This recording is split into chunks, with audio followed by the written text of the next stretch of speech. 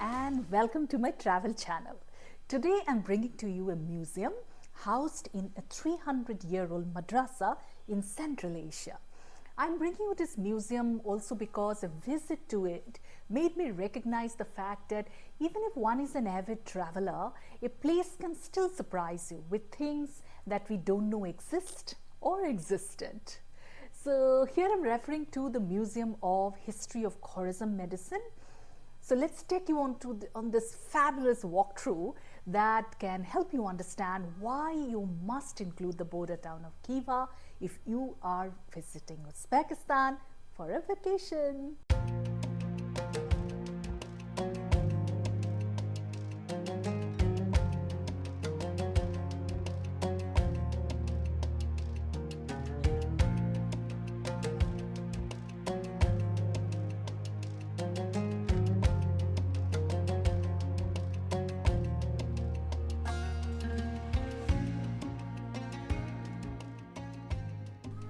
The madrasa Shergozi Khan, which houses this museum, is located right at the center of the old town of Khiva, locally called Ichankala.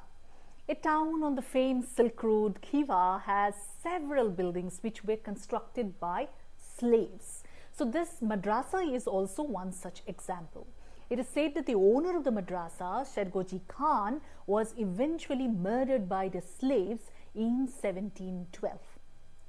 The museum is a must visit to understand that Khiva was a center of education and students from across the Islamic world used to come in the 18th century to study in his madrasas. So those days Khiva was under the Khanate rule.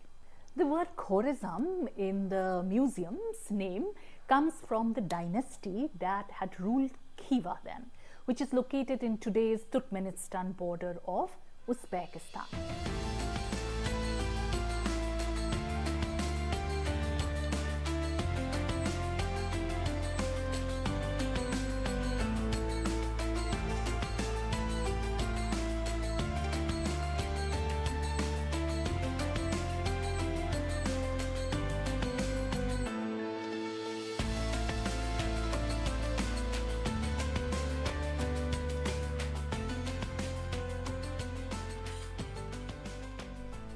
The rich history of Khiva is showcased in this museum through the life and works of Khiva-based poets, health practitioners, healers, writers, teachers.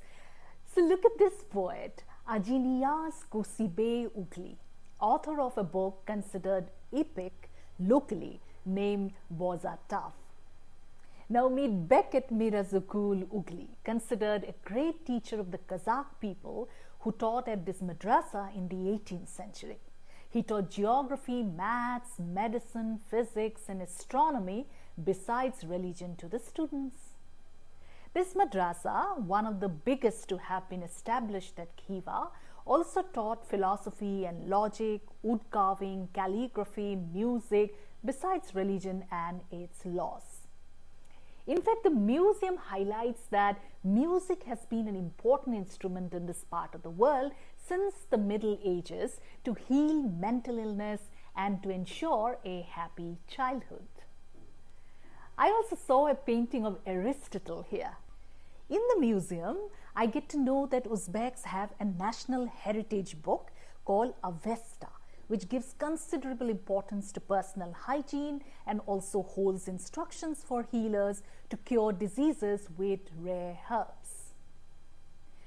Though this madrasa came up in the 18th century, the legacy of Khiva as a center of education goes back much further.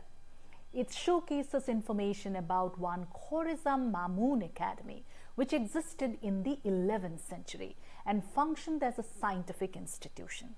The center apparently brought together top scientists of the time, including Abu Rakhan Beruni and Ibn Sina. Beruni was born in Khorezam in 973. His interest in the study of celestial bodies made him learn a range of languages, including Hindi. Beruni is famous, by the way, for being the first in the history of Oriental science to create a globe. Ibn Sina, known in Europe as Avicena, was a healer and born near Bukhara. He wrote more than 450 books, of which 66 were on medicine. His book, Laws of Medicine, was translated into various languages and is said to be a major guide in Eastern European medicine. There was a separate academy, by the way, alongside Mamun Academy, set up for medical research by Beruni then.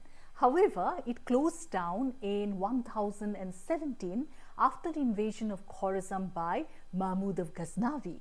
Yes, the same Mahmud who invaded and ransacked India too. I also got to know about another famous healer from the region, Ismail Jujani, who lived around the 11th, 12th centuries in Khiva. The museum is a storehouse of information about several such medical practitioners across the centuries in Khiva. Besides, of course, it displays articles that were once used to make and store medicines.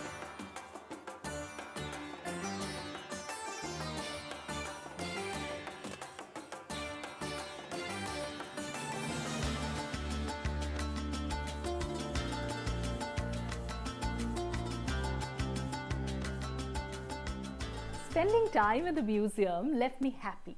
Left me to that happy realization once again that travel is in fact one way of knowledge gathering. So if you agree, do comment below, like and share my video, and also subscribe to my channel. Bye.